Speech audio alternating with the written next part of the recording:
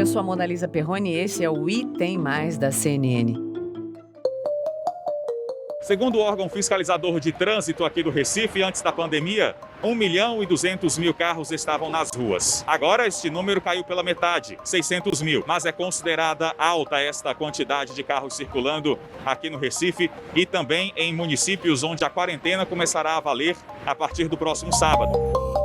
Um sábado chuvoso no Recife. Seu Rinaldo, trabalhador de serviço essencial, teve que sair de casa para atender uma solicitação de reparo em elevador. Ele é mecânico. Ao ser abordado pelos fiscais, apresentou a autorização da empresa para circular durante a quarentena mais rígida e foi liberado. Bom, bora para Recife então atualizar a situação por lá com o Diego Barros, nosso repórter. Diego, como a gente sempre conversa, né? A gente quer saber como tá a movimentação por aí e em que pé estão as medidas, né, de restrição aí em Recife. Oi, Mari, tudo bem? Começaram a surtir efeito. Aqui foram montadas 34 barreiras em toda a região do Recife e em 4 municípios, como a gente estava explicando na semana passada. Eu estou basicamente no limite entre Olinda e Recife. Quem vem de lá são motoristas de Olinda e quem segue nesse fluxo de cá é porque conseguiu a autorização, ou seja, está obedecendo às regras do rodízio que está em vigor desde o último sábado. No Item Mais de hoje, a gente foca em Pernambuco. Por quê? Porque no Nordeste, gente, Pernambuco é o estado com o segundo maior número de casos confirmados da Covid-19. Escutem esse número, ele é muito grave. Já são mais, então, de 20 mil casos no estado e 1.640 mortes. E para isso vou ter o auxílio luxuoso do meu colega que está todos os dias na programação da CNN Brasil, claro, no Expresso, o Diego Barros, o nosso repórter. Oi, Diego, bem-vindo ao Item Mais, que bom poder conversar com você. Oi, Mona, tudo bem? Muito obrigado também pelo convite, pela participação. Para mim é uma honra conversar com você, levar informação também para todo mundo que está nos acompanhando e, claro, atualizar as informações. Informação é vida, é alimento e a gente precisa sempre, atualizar, estar sempre antenado no que está acontecendo no nosso país, no nosso planeta, ainda mais diante dessa situação de pandemia. Total, sem dúvida. Meu mantra a vida inteira, muito antes de trabalhar aqui na CNN, sempre foi que informação é proteção. Essa rima faz com que essa mensagem fique mais na cabeça, tanto quando eu preciso proferi-la para quem precisa ouvi-la. Eu acho que funciona demais. Mas, querido, vamos começar então o nosso papo contando para quem nos acompanha, em todo o país, que escuta o podcast, por que a gente está olhando de uma maneira mais cuidadosa para o estado onde você trabalha para a gente. A situação aí está preocupante demais, né, Diego? Nossa, Mona, bastante, viu? E eu acabo de receber os dados atuais da Covid-19 aqui em Pernambuco. Já ultrapassamos, infelizmente, a marca de 20 mil casos registrados. São exatos 20.094 casos confirmados de pessoas que foram contaminadas pelo novo coronavírus e metade desse número aí, 10 mil, são casos graves. E na mesma medida que tem essa seta, aliás, que cresce, essa questão do número de casos no estado, cresce também, infelizmente, o número de mortes e a gente está aqui registrando 1.640 e a gente sabe que a luta é muito grande, principalmente da população que tem medo, Parte da população tem medo, parte também não tem, porque quem está na rua, a gente observa que tem pessoas que são mais incrédulas, outras estão mais atentas ao que está acontecendo, mas a realidade é que a gente trabalha numa realidade onde a taxa de ocupação de leitos de UTI, por exemplo, é sempre altíssima. A gente está hoje com 96% de taxa de leitos de UTI ocupada. Essa taxa aí está ocupada, então isso é preocupante porque são vidas que a gente acaba falando, E por falar nessas vidas, as pessoas que estão contaminadas aqui, elas estão esperando em média 10 dias para conseguir uma vaga. Vaga em leito de UTI ou uma vaga que pode ser naquelas enfermarias também adaptadas? Não, de UTI. De UTI mesmo. Especificamente de UTI, que são aqueles leitos com respiradores pulmonares em que as pessoas estão em estado grave. E aqui no estado, o protocolo é exatamente de fazer o teste 7 dias após os primeiros sinais e sintomas da doença. Ou seja, é uma espera que pode levar mais de 2 semanas se você contar o o prazo que existe para fazer o teste, mais o prazo que existe da fila. São basicamente 17 dias. E deixar bem claro, né? As pessoas não têm essas 2 semanas de possibilidade de sobrevivência quando a gente fala sobre o comprometimento respiratório que a Covid causa, né? Isso é muito importante a gente dizer, porque num passado recente, antes da Covid, vamos fazer esse exercício de volta ao passado juntos, querido, por favor. A gente lembra, né, e nos sistemas públicos, em qualquer lugar do nosso país, esperar 3, 4, 5, até 6 meses para um exame era fato recorrente. Com a Covid, dias, horas, significam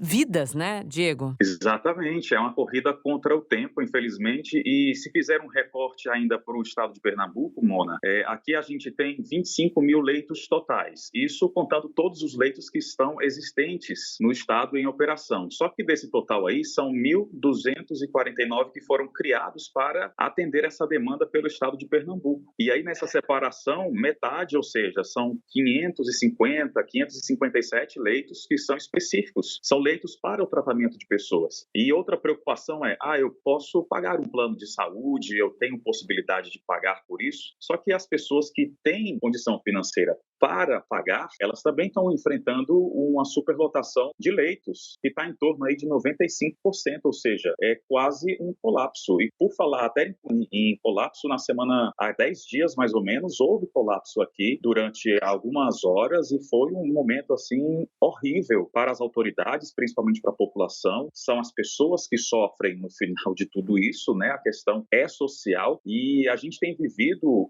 desde sábado agora até essa segunda-feira. Hoje é o 3º dia de quarentena mais rígida aqui no Recife e em mais 4 municípios da região metropolitana, que são eles São Lourenço da Mata, Olinda, Jaboatão dos Guararapes, a Recife, também a capital que concentra o maior número de casos, e Camaragibe, ou seja, nesses 5 municípios está acontecendo rodízio, pessoas que não obedecem rodízio estão voltando para casa. Por que a gente está falando com o Diego hoje? Claro, pela preocupação total com o Nordeste, mas também pelos fatos, gente, para a gente entender o que significa olhar para um lugar e aprender com os erros e os acertos, né, desses lugares. Pernambuco, neste momento em que eu estou conversando com o Diego, bateu recorde diário de mortes por Covid-19 no nosso país. Esse dado saiu agora, há minutos. Então, para você que vai nos ouvir, né, quase 24 horas depois, essa gravação está sendo feita horas antes, para ser tudo editado direitinho. A situação de verdade está muito, muito preocupante em Pernambuco. E, Diego, vamos falar então desse lockdown, né? Do lockdown que já está rolando há alguns dias aí. Para a gente explicar para as pessoas, o lockdown na íntegra ali, ele significa o fechamento da cidade, né? Mas não é exatamente assim. As regras que vocês estão sendo submetidos aí são de que maneira? Explica um pouquinho melhor como está a adesão desse lockdown, em que locais, Diego, por favor. Então, Mona, aqui o termo lockdown, ele acabou não sendo utilizado pelas autoridades locais exatamente por se tratar de uma quarentena mais rígida, como eles estão colocando. E como não tem na legislação o termo lockdown, a Prefeitura do Recife, o governo do estado de Pernambuco optou por tratar o tema desta maneira. E desde sábado, agora dia 16, até dia 31 de maio, tem essa quarentena mais rígida com o rodízio de veículos aqui no Recife, em Camaragibe, em São Lourenço da Mata, em Olinda, também Jaboatão dos Guararapes. São 5 municípios onde se concentram os maiores números, né? Onde tem a maior concentração de pessoas contaminadas, consequentemente de mortes também. São pessoas que têm que obedecer às placas pelos dias das datas, dias ímpares, circulam pessoas que têm placas finais ímpares, mas como é que funciona isso? Tem que ter uma autorização impressa do trabalho, explicar que está saindo a trabalho, ou, por exemplo, preciso ir no mercadinho do meu bairro, eu tenho que ter o comprovante de residência do meu bairro, aí eu sou liberado. Tirando isso, a pessoa tem que dar meia volta. Tem a possibilidade do veículo ser removido, né? Mas por enquanto, essa medida ainda não está sendo posta em prática para tentar adaptar as pessoas nessa situação, porque está complicado. Recife, por exemplo, nesses 5 municípios, no final de semana do dia 9, a taxa de isolamento era menos de 50%, chegou a 48%. E agora, com essas novas medidas, chegou a média de 60%. Melhorou um pouquinho, mas a gente sabe que a meta, né, das autoridades, sempre explicam isso, é de 70%. É muito grave, né, Diego?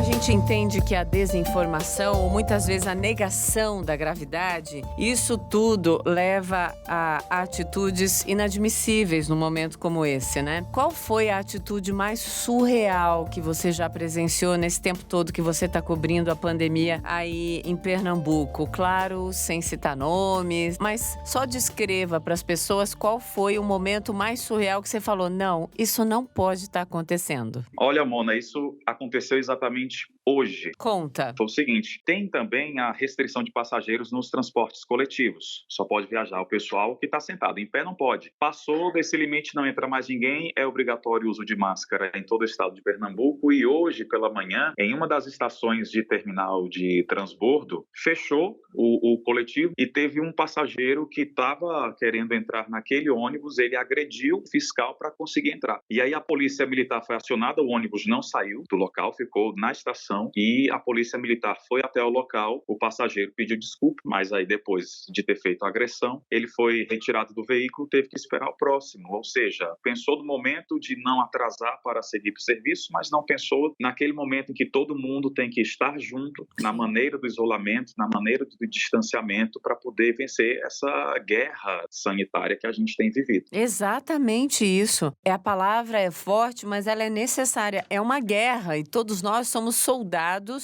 que estamos nos defendendo de um inimigo invisível, ou seja, ele é mais poderoso ainda, né, Diego? É verdade, porque a gente não sabe qual é a arma que a gente tem especificamente visível, a não ser as medidas que a gente pode tomar diante das orientações que são repassadas pelos médicos, pelos infectologistas, pelos secretários estaduais, pelos secretários municipais, que é de lavar a mão, que é de usar a máscara, ter o cuidado na utilização da máscara, porque não é um adereço de moda para você sair, é um adereço de proteção, né? E a gente percebe na rua que tem gente que usa abaixo do queixo, já vi gente usando como se fosse uma tiara. Aí meu Deus, a pessoa está utilizando da forma errada, ela não está se protegendo, ela não tá protegendo o coletivo. Então a gente precisa sempre orientar, a gente precisa também estar orientado para poder compartilhar informação, até porque você comentou agora há pouco sobre o poder que a gente tem de ser um soldado de informação para ajudar as pessoas especificamente nesse momento. Exato. Agora, Diego, vamos falar sobre uma outra questão tão preocupante aí em Pernambuco e em várias partes do nosso país, que é a interiorização da doença, né? A doença avançando, sim, para áreas onde tem menos estrutura de saúde. É claro, tem menos pessoas, mas tudo é menos nesses locais e isso que é preocupante demais também. Fala um pouco sobre os casos da Covid em várias cidades aí do estado, interior mesmo. Olha, Mona, muitas cidades do interior, elas já sentem esse impacto já há alguns meses, tanto que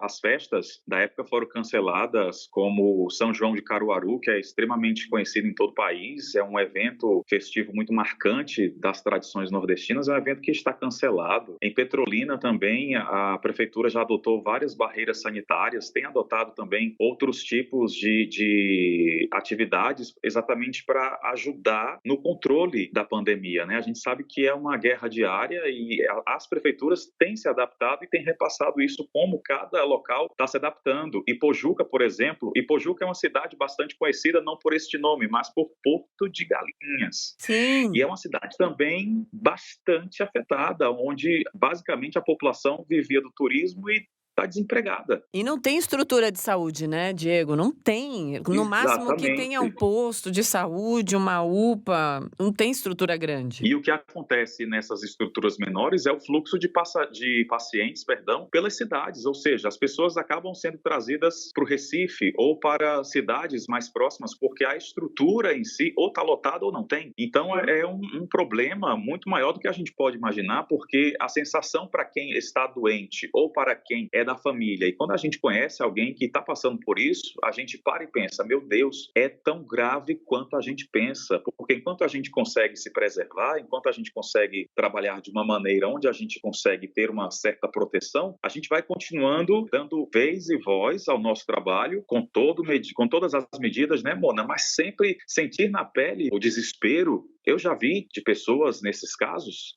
É muito ruim, é muito ruim. Querido, eu vi também outro dia você conversando, se não me engano foi no live com a Mari Oceane, sobre as máscaras que você usa o tempo inteiro, que você tá com um estoque de máscara ali que você ganhou também de amigos, gente que entende a relevância do seu trabalho e que entende como é importante a gente, além de se proteger, dar exemplo, né? Apenas um gancho para perguntar sobre a sua experiência profissional. Você já tinha passado por uma cobertura tão difícil nesses anos todos de trabalho jornalístico? Não, Mona, não. Eu trabalho em televisão há 12 anos e hoje eu estava fazendo análise porque exatamente hoje começaram, exatamente hoje, 2 meses em que começaram os fechamentos de serviços não essenciais e a gente basicamente se voltou a trabalhar para orientar a população sobre a temática da pandemia do novo coronavírus. E é um trabalho que exige da gente muito mais do que a gente consegue imaginar, ou seja, a gente está se superando, né? São horas e horas trabalhadas e não adianta aquela história,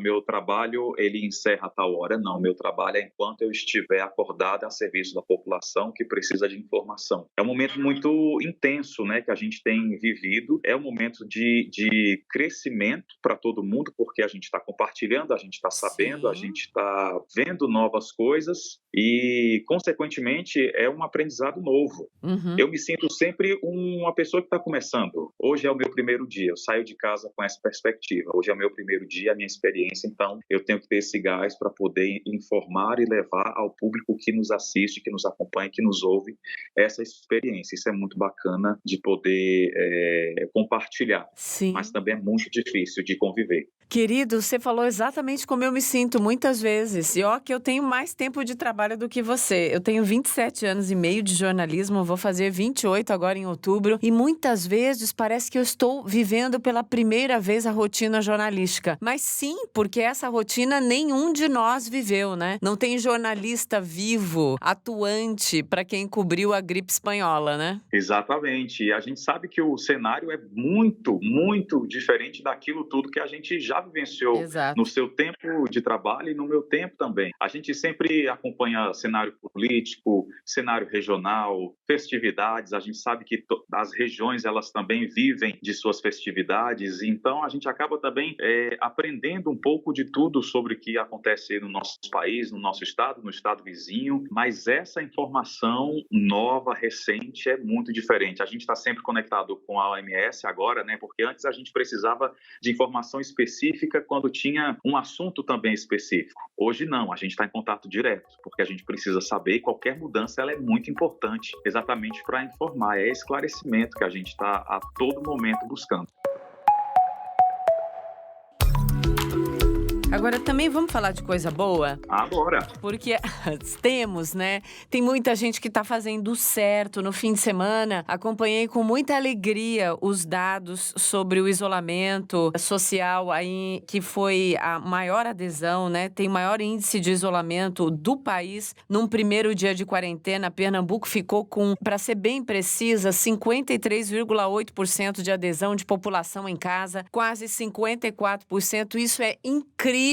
E a gente tem que ressaltar, sim, que tem gente que tem consciência e está entendendo a gravidade do momento, né, Diego? Com certeza, Mona. Isso é muito importante, né, da gente divulgar, da gente compartilhar, porque acaba sendo um vetor de pessoas que estão nos acompanhando e acreditando a gente precisa realmente disso. Esse dado de 53,8%, ele, na verdade, ele faz uma menção para o estado de Pernambuco. Se a gente fizer aqui o recorte para o Recife, nesse final de semana, 62%. É um dado muito importante para uma população de uma capital que é enorme, que precisa realmente de conscientização da população. Eu vou até aproveitar para fazer um recorte aqui, porque a gente sabe da quarentena mais rígida em 5 municípios, né, que eu já citei. Por exemplo, Olinda teve taxa de isolamento de 61%. Recife chegou a 62,1%, salvo engano. Isso é muito bacana a gente compartilhar. É notícia boa, porque quando a gente pensa que no final de semana anterior essa taxa foi abaixo de 50%, teve por volta de 48%, e teve esse acréscimo uma semana seguinte. Isso é muito bom a gente compartilhar também, não ficar apenas citando aqueles dados que são crescentes de casos ou mortes, mas também de pessoas aderindo a essa necessidade, a essa obrigação de cuidar da sociedade no coletivo, né, Mônica? Sim, e o bom de tudo isso, para dizer para as pessoas, quando vem aquele desalento, falar, eu não vou aderir porque a minha vida nunca mais vai voltar ao normal. É importante todo mundo entender que se a adesão ao isolamento, nesse período de quarentena em Pernambuco, se isso se mantiver nesse patamar, as autoridades estão contando pra gente que Pernambuco pode voltar a reabrir as atividades em junho. Essa é a declaração das autoridades de saúde, né? Então, é uma dificuldade agora, uma restrição de agora para tentar voltar a vida ao normal em breve, né? Junho é o mês que vem, então vamos botar isso na cabeça. Diego, muito obrigada pelo papo. É muito gostoso aqui no podcast, porque a gente tem um papo mais informal, né? Na TV também, quando dá, a gente faz um papo informal, mas o podcast, sim, ele deixa a gente mais liberto aí para conversar sobre as mais diferentes questões. Então, muito obrigada por esse tempinho aqui conosco. Foi muito bom, cuide-se. E eu quero dizer que as suas máscaras são lindas. Eu fico invejando quando eu te vejo na TV. É uma invejinha do bem, tá? Tá bom. Muito obrigado pela oportunidade de conversar, de expandir e também de compartilhar informação. Tenho 12 máscaras e já estou procurando por mais. Então, quando der, manda uma pelos correios pra amiga. E é o seguinte, essa voz, Diego, que espetáculo que é essa voz, Diego Barros. Obrigado. Misericórdia. Diga assim, fiquem bem, mas com essa voz poderosa. Vai lá, pra gente encerrar. Fiquem bem e fiquem em casa. Eita, até arrepiou de tão bonita que é essa voz. Um beijo pra você, cuide-se. Outro, querida, um abraço. Outro, querido, tchau, beijo.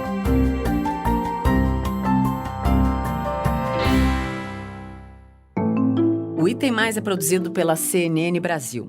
Você pode acompanhar todos os nossos podcasts pela sua plataforma de preferência e a gente tá em todas, hein? E dá pra ouvir tudo isso também, claro, no nosso site. Acessa lá, cnnbrasil.com.br. A gente se vê amanhã. Não, a gente se ouve. Beijo.